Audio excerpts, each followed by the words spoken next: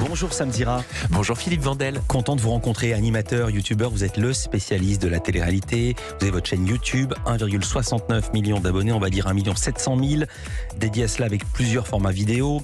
Il y a un talk show qui s'appelle Aja, ça veut dire au jour d'aujourd'hui. Joli pléonasme, assumé. Un format d'interview en toute intimité, une interview en tête-à-tête. Et vous avez également sorti, c'était en 2019, un livre pour devenir qui je suis. 1 700 000 abonnés sur YouTube et sur les autres réseaux. Alors, un peu plus de 500 000 sur Facebook, un peu plus de 400 000 sur Instagram. Au cumul, ça doit faire 2,5 millions, 2,6 millions. C'est quoi Aja? Pourquoi ce nom? Aja, pourquoi le nom au jour d'aujourd'hui?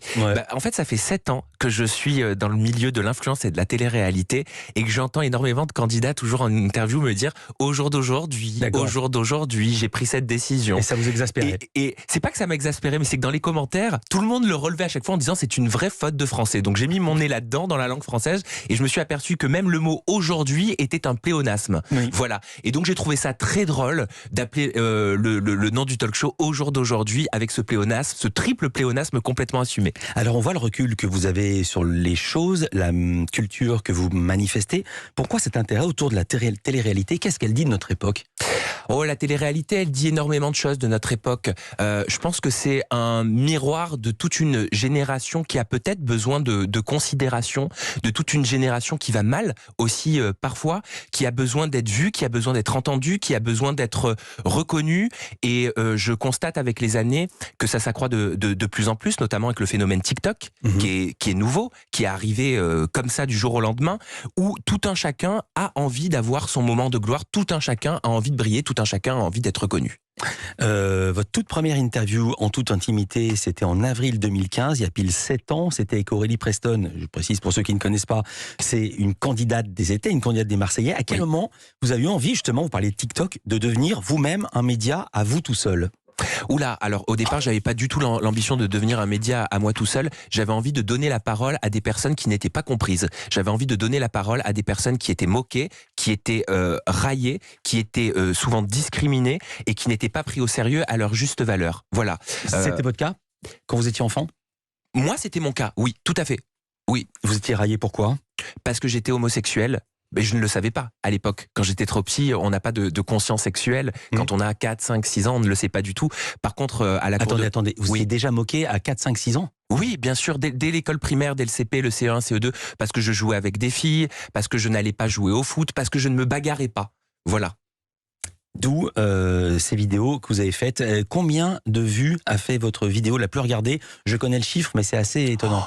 Alors là, vous me posez... Moi, j'ai un chiffre. 4 millions 4 548 000. Il y a des patrons de programmes qui vendraient père et mère pour faire 4,5 millions de téléspectateurs. C'était Jazz qui racontait son avortement. Le 11 avril dernier, vous avez publié une vidéo qui cumule déjà plus de 600 000 vues. Une interview d'une ancienne candidate de télé-réalité. Elle s'appelle Aurélie d'Autremont. On l'a vue dans Les Anges, Moundir, L'Île des Vérités, Les Princes de l'amour.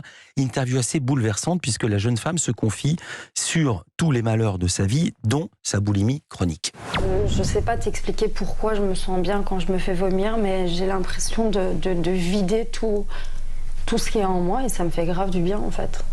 Ça me fait du bien pendant le moment et ensuite la seconde après ça me tue parce que c'est dur, tu vois. C'est très très dur, j'en suis à 17 crises par jour. Il y a des jours où je mange pas parce que quand je vais boire un verre avec mes amis par exemple, je me force à ne pas manger de la journée et donc je bois 3 verres, je suis complètement saoule et enfin, c'est très très difficile.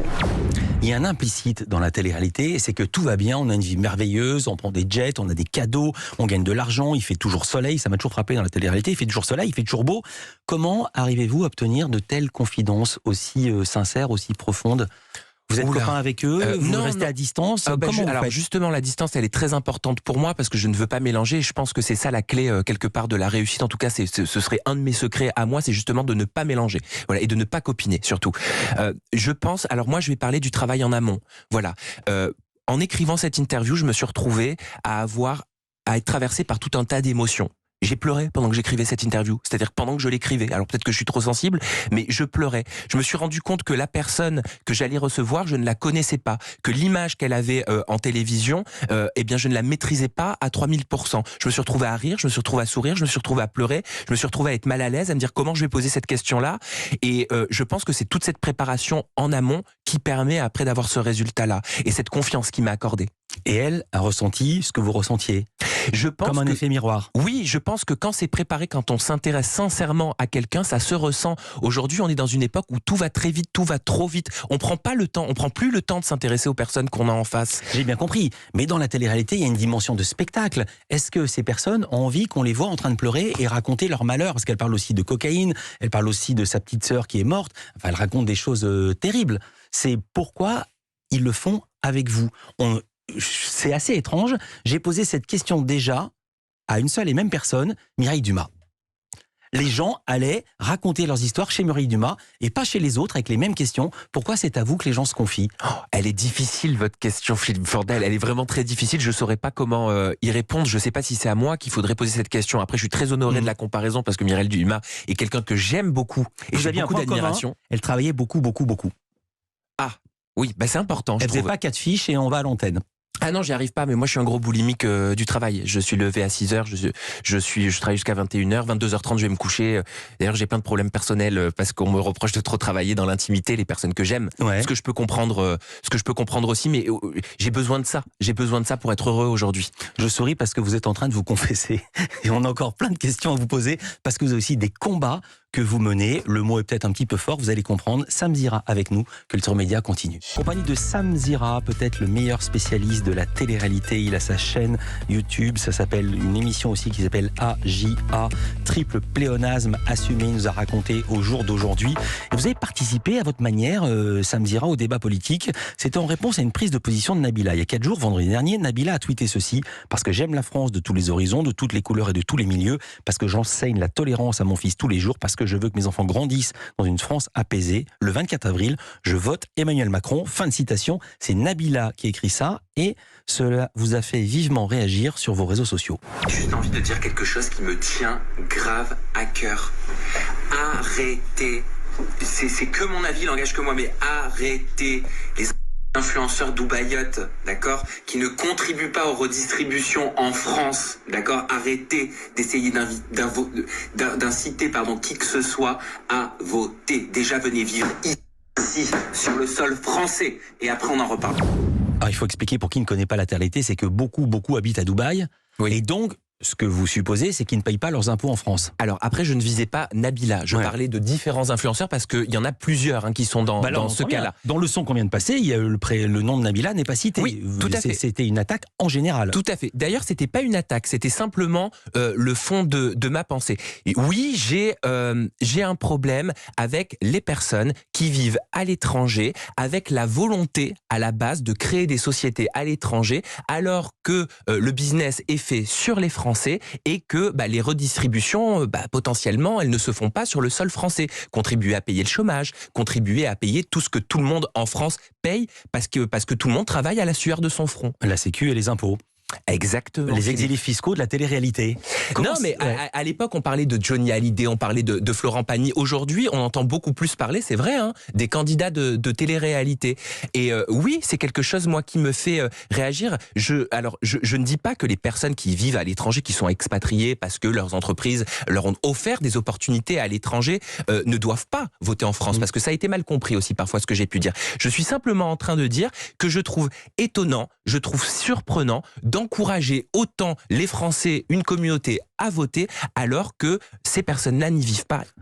Je trouve ça très courageux, votre prise de position, parce qu'en faisant ça, vous savez que vous risquez de vous fâcher avec une partie des gens qui sont votre business. Mais c'est pas grave, ça. C'est pas grave, mais c'est comme avec mon talk show Aja. Moi, j'ai les 2 pieds dans cette industrie et pourtant j'ai le courage de parler de cette industrie. Parce que quand on aime une industrie, on la prend avec ses problématiques, avec ses avantages et avec ses inconvénients. Alors, l'inconvénient que vous dénoncez, vous menez des combats contre le harcèlement, vous l'avez dit, contre la chirurgie esthétique. Vous reprochez aux candidats de télé-réalité de faire l'apologie de la chirurgie esthétique. Mais c'est une honte, Philippe, si vous mettriez votre nez très en profondeur là-dedans. Il aurait changé de forme. Ah non, mais non. C'est mon vrai nez. Mais vous verriez, Philippe, que on est dans un encouragement aux communautés à passer le pas de la chirurgie esthétique, avec même des codes promo qui sont lancés. Il faut savoir que c'est interdit en France, la publicité en chirurgie esthétique est interdite. Je veux dire, à quel moment on peut encourager sa communauté? Je suis pas en train de parler d'âge, il n'y a pas d'histoire de jeune, pas jeune, peu importe, en disant voilà, avec le code machin truc, vous allez avoir moins 15% sur les injections ou sur une opération du nez. Mais on est où? On est dans quel monde là? Où est-ce qu'on va? Où est-ce qu'on va de cette façon-là? Il faut bien que quelqu'un le dise quand même. On est bien d'accord, il y a eu pas mal de scandales ces derniers temps dans le milieu de la télé-réalité, de harcèlement sexuel, et vous en faites aussi écho dans l'émission. Oui, tout à fait. C'est important pour moi sur Aja de parler de sujets sérieux et de ne pas les sensationnaliser tout le temps. Moi, j'entends beaucoup quand il y a eu des histoires justement d'accusations d'agression sexuelle, j'entendais beaucoup dans le milieu, les médias spécialisés télé-réalité, la nouvelle polémique avec tel candidat. Mais c'est pas une polémique. On peut pas traiter un sujet aussi grave comme une polémique. Des accusations d'agression sexuelle, ce n'est pas une énième polémique, un énième buzz qui va s'essouffler ou qui va faire les beaux jours de médias spécialisés. On doit le traiter avec sérieux. On doit en parler avec sérieux. On doit faire de la prévention. On doit mettre en garde. Et on doit avoir un discours très carré. Les mots sont extrêmement importants. La contradiction l'est tout autant. Et j'y fais très attention sur mon émission. Justement, en parlant de contradiction, vous subissez des pressions.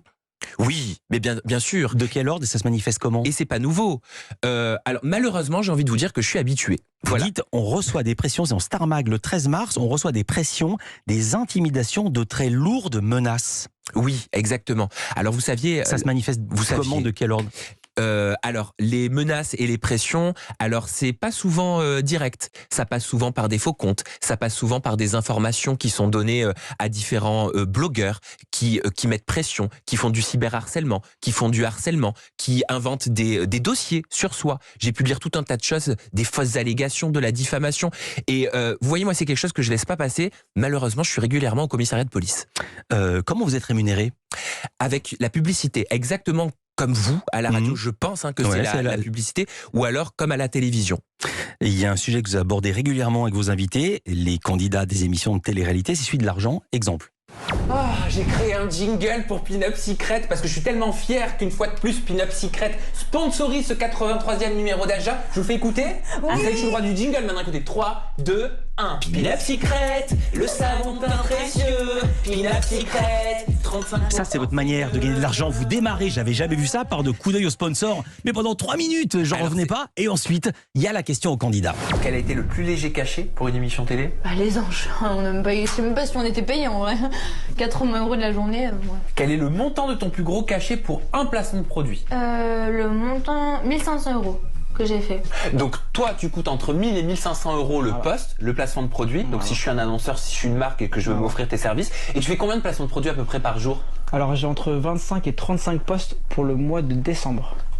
Alors attends, je suis désolé.